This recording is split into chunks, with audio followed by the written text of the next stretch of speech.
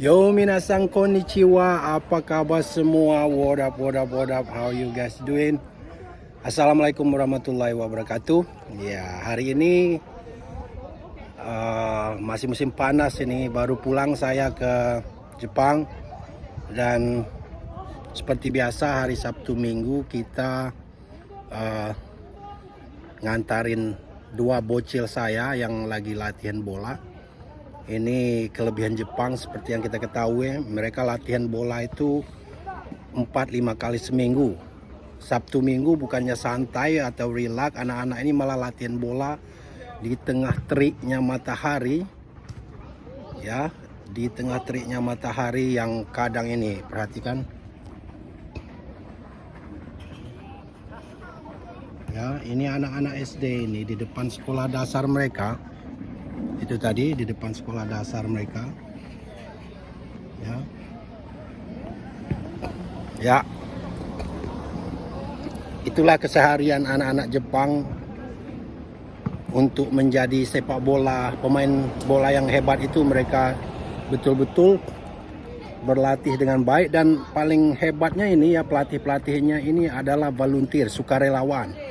Bekas-bekas pemain bola yang pro, semi pro, itu mereka mengabdikan diri ke masyarakat dengan mengajar anak-anak ini secara gratis. Itu yang menurut saya susah di Indonesia ya, kalau mau kita tiru. Baiklah, topik hari ini kita akan membahas tentang bahasa Indonesia yang begitu dibenci, atau benci jangan ya, ditakuti lah sepertinya oleh tetangga kita, Malaysia ini. Malaysia, siapa lagi ya? Ini akhir-akhir ini banyak sekali kita lihat di sosial media, ada guru yang memarahin anak muridnya karena menggunakan kosakata Indonesia di saat disuruh mengerjakan tugas mengarang. Cikgu tersebut sempat viral. Jadi cikgu itu sengaja bikin konten di saat dia marahin anak muridnya yang menulis kata-kata bahasa Indonesia di pekerjaan mengarang ya, di sekolah mereka. Dan itu fenomena ini tidak hanya di masyarakat biasa begitu, di guru begitu, sampai ke parlemen mereka. Jadi ini sangat menarik menurut saya, Malaysia ini ya. Sampai ke parlemen mereka, kalau nggak salah Anwar Ibrahim atau salah satu anggota senat mereka menggunakan kata-kata ketimbang, ya, kata-kata ketimbang yang berdasarkan dari bahasa Indonesia, dan mereka anggap itu adalah bahasa Jawa, dan itu ketimbang adalah bahasa Indonesia, dan mereka sangat resah sekali dengan ini, dan beberapa orang Malaysia setuju, dan ada segelintir anak muda yang lebih pintas merasa ini berlebihan dan norak. Salah satu dari video ini, bro kita yang dari Malaysia ini sedikit kesal, jengah, juga merasa risih melihat overreactingnya orang Malaysia dengan bahasa Indonesia sampai ke parlemen mereka ini. Without further ado, kita lihat dulu videonya ini ya, perhatikan. Guys, ada satu benda yang saya tak boleh faham tau. Ada orang tu dengar perkataan ketimbang yang berasal daripada bahasa Jawa ni. Oh, bukan main dia mengelupur lagi. Tapi kau tahu tak, generasi sekarang ni banyak menggunakan bahasa-bahasa yang rosak dan kotor daripada bahasa barat yang dijadikan bahasa perbualan seharian. Kau tak marah pula. Tapi bila dengar perkataan ketimbang, kepanasan. Tengok bahasa barat yang rosakkan bahasa Melayu ni, tak kisah. Lagi satu, Perdana Menteri ni kan memang dikenali sebagai seorang orator yang hebat. Cuba kau tengok kalau dia bercakap dekat peringkat antarabangsa. Bahasa Melayu dia pun mantap. Dia ni kan terkenal sebagai seorang pencinta sastra. Dan dia ada kelulusan Sarjana Muda Pengajian Melayu Penghususan Sastra di Universiti Melaya. Jadi dia menggunakan skill dia untuk bercakap dekat parlimen. Salah ke? Tak salah pun. Bukannya bahasa tu bahasa yang tak elok pun. Saya juga ingin menyentuh tentang kenaikan harga barang makanan. Ini special. yang memberikan pesan pada semua golongan rakyat, terutama yang miskin Paguh, dan berpendapat rendah. minta luar sikit Paguh. Boleh? Ya, saya tertarik dengan apa yang dia ucapkan di Paguh berkaitan dengan pendidikan percuma. Untuk yang tidak balik terutamanya kepada T15. Cuma saya mesti terngiang-ngiang ucapan yang dibuat oleh Ketua Pembangkang itu tamu sekarang, yang mengatakan bahawa ketika mereka dapat kajian, mereka akan beri bukan saja pendidikan percuma, betul percuma PPT yang dikecualikan, tapi ke mana? Apakah ini dinamakan ketimbang? Kecing, tipu dan sembang. Ketimbang. Kecing, tipu dan sembang. Terima kasih Agung. Terima kasih Larut. Ketimbang-ketimbang ni saya cek dalam kamu dewan, tak ada perkataan ketimbang. Saya baca dalam internet, dalam WhatsApp, ketimbang tu kencing, tipu dan sembang. Apa pandangan Larut? Ya, alright, sudah kita lihat tadi ya bagaimana reaksi mereka, dan ada generasi mudanya, bro yang pertama tadi, saya setuju dengan dia. Kenapa mereka begitu risih, overreacting, terkesan paranoid buat saya dengan bahasa Indonesia, sementara bahasa Inggris yang merasuki anak muda mereka, yang merusak bahasa Malaysia, itu mereka diamkan. Mereka tidak ambil pusing. Ya, itu betul sekali menurut YouTuber muda tadi, yang pertama tadi, anak orang Malaysia, yang pertama anak muda Malaysia tadi. Kenapa kau sibuk sekali dengan kata ketimbang sampai ke parlimen heboh se-Malaysia urusan kalimat ketimbang, sementara mereka tidak mengambil pusing dengan keberadaan bahasa anak muda mereka yang menggunakan bahasa Inggris, malah bahasa Inggris kotor yang merusakkan bahasa Melayu. Ya, ini menurut saya aneh sekali. Ada sentimen apa? Dan menurut saya sangat norak dan terkesan paranoid. Banyak sekali mereka, saya lihat di media sosial, anak-anak generasi milenial Malaysia itu memilih bahasa Indonesia karena menurut saya bahasa Indonesia itu berkembang, terkesan lebih maju, lebih keren, dan anak-anak muda mereka itu memilih dengan sendirinya tanpa paksaan. Nah, kita ambil aja contoh, kemarin saya pulang ke Indonesia, saya melihat film Upin Ipin dari zaman dulu sampai sekarang masih ada di sana. Terus ada lagi Bobo Boy, kalau nggak salah, itu ponakan saya nonton film tersebut tanpa dibatasi sama sekali oleh orang tua mereka. Tidak ada pembatasan. Dan kadang-kadang mereka nyeletuk menirukan Upin Ipin. Itu kita senyum aja, kita anggap itu lucu aja. Tidak ada rasa ketakutan, rasa khawatir akan anak muda Indonesia akan berbahasa Melayu. Itu tidak ada. Saya lihat di mata orang tua anak-anak Indonesia.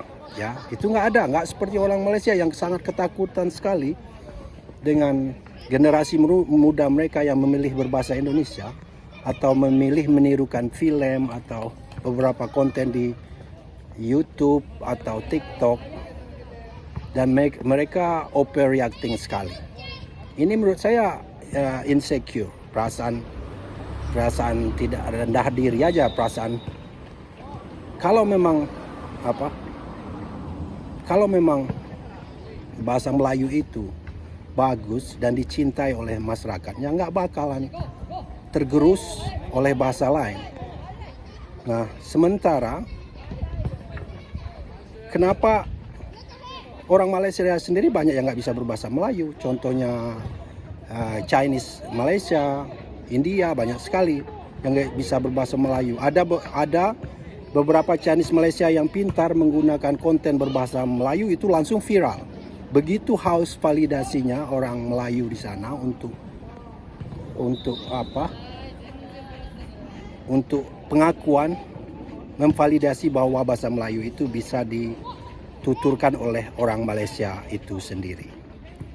Ya, ini menurut saya sangat menarik fenomena ini, dan sedikit menunjukkan insecure, juga keterbelakangan menurut saya. Nggak perlu kita begitu paranoidnya dengan bahasa, apalagi bahasa Indonesia pada dasarnya, bahasa Indonesia itu dasarnya utamanya kan bahasa Melayu. Jadi sedikit banyaknya orang Malaysia itu ngerti. Dan kelebihan bahasa Indonesia, dia terus berkembang dengan baiknya. Ya, ada serapan dari bahasa Inggris, Arab, Belanda. Jadi terkesan lebih hidup dan berkembang dan keren. Nah, sama dengan lagu. Nilai bahasa ini ya menurut saya sama dengan nilai-nilai seni seperti lagu yang disukai oleh generasi muda Malaysia. Mereka ini masalah hati soalnya. Masalah hati mereka, masalah rasa, masalah selera. Mereka menganggap lagu Indonesia dan bahasa Indonesia itu lebih keren dan mereka akan mengikuti. Dan itu sangat natural sekali menurut saya, nggak perlu ditakuti, ya. Dan nggak bisa dibatasi juga, kecuali orang Malaysia ini, pemerintah Malaysia itu memblok semua konten-konten dari Indonesia. Mungkinlah, ya. Dan itu menurut saya sangat bodoh sekali kalau itu sempat terjadi. Ya, ini jangan sempat seperti kerajaan mereka yang memblok informasi-informasi tertentu terhadap masyarakatnya sehingga terkesan membodohi, mendoktrin orang Malaysia yang banyak nggak tahu apa-apa. Seperti video kita kemarin yang membahas deal tarif dengan Donald Trump. Orang Malaysia menganggap mereka lebih untung, lebih pintar, padahal mereka mengcopy paste, belajar dengan Prabowo, kemudian mereka meniru habis-habisan cara Indonesia, dan itu tidak berhasil karena orang Amerika bukan bodoh. Dia udah terkena sekali oleh Indonesia. Mereka nggak mau lagi. Padahal saat itu YouTuber dan para influencer Malaysia ini ngomongin Indonesia bodoh. Indonesia telah menjual harga dirinya, Indonesia telah menjual negaranya karena harus membeli 300 triliun ke Amerika. Padahal itu defisit perdagangan Indonesia dan kita tanpa ada deal ini memang kita harus beli. Kita butuh kedelai, gandum, kita butuh pesawat. Jadi tanpa deal ini Indonesia sebenarnya sudah mau beli. Indonesia itu pintar. Dan Pak Prabowo dengan timnya, mereka orang bisnis, mereka bisa membaca situasi, timingnya pas dan dapatlah deal yang bagus dari Indonesia. Nah, Malaysia meniru deal ini, mengcopy paste. Mereka mencoba membeli barang yang sebenarnya harus mereka beli dan lucunya barang-barang itu dibeli oleh perusahaan Amerika yang ada di Malaysia itu sendiri. Ya. Tapi mereka kena jebakan Donald Trump. Mereka harus beli 4.000 triliun rupiah barang, membeli LNG, membeli barang yang mereka ekspor, yang produk mereka ada sebenarnya, dan mereka harus membayar tarif 100% untuk semikonduktor mereka.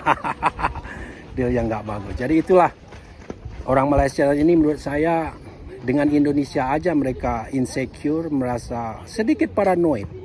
Sementara betul kata orang influencer Malaysia tadi, bahasa Inggris itu menghancurkan bahasa Melayu. Mereka santai-santai saja. Orang etnis Chinese dan India yang nggak bisa berbahasa Melayu, yang campur-campur bahasa Cina, mereka santai-santai saja. Nah, kalau mereka, anak muda mereka, milenial atau Gen Z mereka mulai terpengaruh bahasa Indonesia, mereka heboh sendiri. Jadi menurut saya ini sesuatu yang lucu ini menggambarkan ketidakpercayaan diri, ketidakpercayaan insecure suatu bangsa lah ya, dengan eksistensi budaya mereka sendiri, terutama bahasa itu menurut saya lambang dari sebuah bangsa ya, itu cerminan dari sebuah bangsa. Begitu saja. Thank you for watching. Terima kasih yang udah subscribe. Ini anak-anak lagi main bola, lihat ini. Ya, mereka lagi main bola. Tengah panas, lapangan berpasir. Jadi kalau dengan pemain-pemain Jepang, kita mau menjebak main di tengah panas, nggak mempan. Karena dari kecil mereka udah latihan di tengah panas sampai 40 derajat Celcius. Di musim dingin sampai 0 di bawah 0 derajat Celcius. Jadi mereka terbiasa bermain di lapangan berpasir, berkerikil, rumput biasa sampai rumput sintetis. Mereka terbiasa dari kecil, jadi nggak bisa ngerjain pemain Jepang dengan main di tengah panas atau dengan lapangan jelek. Karena mereka terlatih dengan baik saat usia dini. Begitu saja. Thank you for watching. Bye-bye.